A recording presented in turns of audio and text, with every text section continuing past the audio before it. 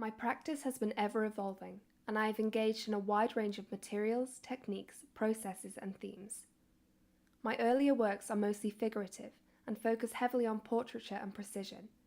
I did many drawings in pencil and biro, as well as dry point and acid etchings in the print room. I have always enjoyed focusing on the smallest details and hope that my work tells a story or conveys a message. I wanted to start pushing myself out of my comfort zone and try new techniques and subjects. Moving to the busy city of London was a big change for me in comparison to my quiet life on the Isle of Man. London has been such an inspiration to me, and I love to take photos of the city. There is such an extensive range of inspirational architecture, and I am particularly intrigued by how light can hit these structural areas and create beautifully unique scenes and abstract shadows. My change in location led to a change in my practice. I moved away from 2D figurative works and began exploring video work.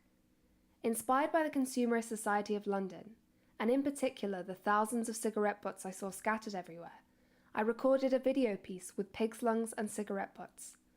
I wanted to see if people would be disgusted by me destroying and abusing lungs, compared to how smokers destroy and abuse their own. I presented the video, which had a background sound of laboured breathing, along with thousands of cigarette butts that I'd collected from around the city. The smell was overwhelming, and I love how the work became multisensory.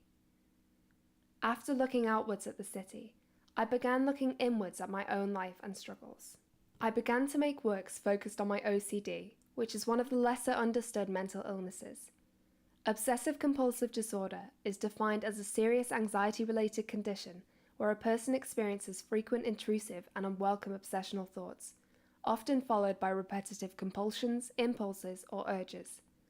I started by making quick drawings and paintings, trying to be free and expressive and not overly precious about the outcomes.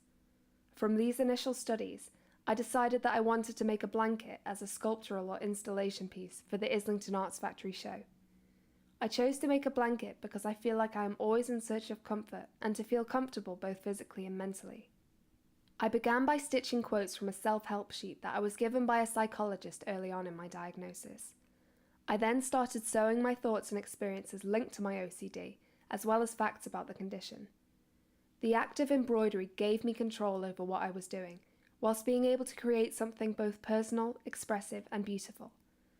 Although the process was time-consuming, stitching the blanket by hand was a ritual that I found cathartic and almost seemed like a form of therapy to me.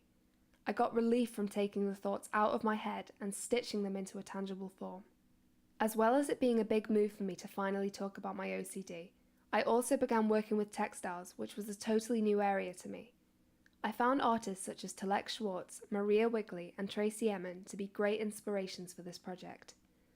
Emin's blankets use colourful capitalised text to describe tales of love, desire, and betrayal. I am inspired by how she puts so many thoughts and feelings into these works and makes them honest and personal. I find continual inspiration on social media sites such as Pinterest, Tumblr, and Instagram, and I often use these as a tool for research and finding new artists and techniques. I create Pinterest boards which help to inspire me for new and existing projects, as well as providing an online space to collate reference imagery. I also use my blog to post my inspirations, my thoughts, my processes, and my pieces, which helps to provoke feedback on my practice and help me evolve. Seeing my piece displayed in the Islington Arts Factory gave me the motivation to keep pushing the boundaries of my practice. When hearing how my work had helped and resonated with people of various ages, I was inspired to develop it further. Moving forward, I am hoping to do a project based on the homeless. I want to go further and make a difference with my art.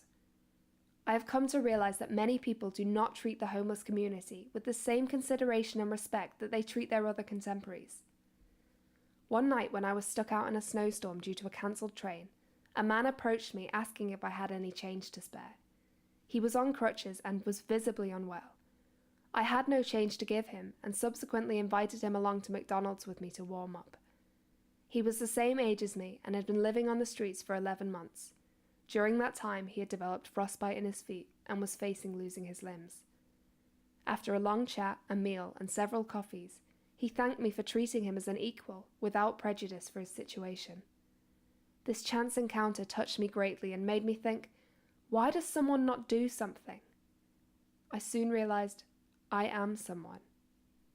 I intend to explore this subject sensitively with installation works, video pieces, and various forms of portraiture to produce a multifaceted examination of the theme and hope that my work can make a difference.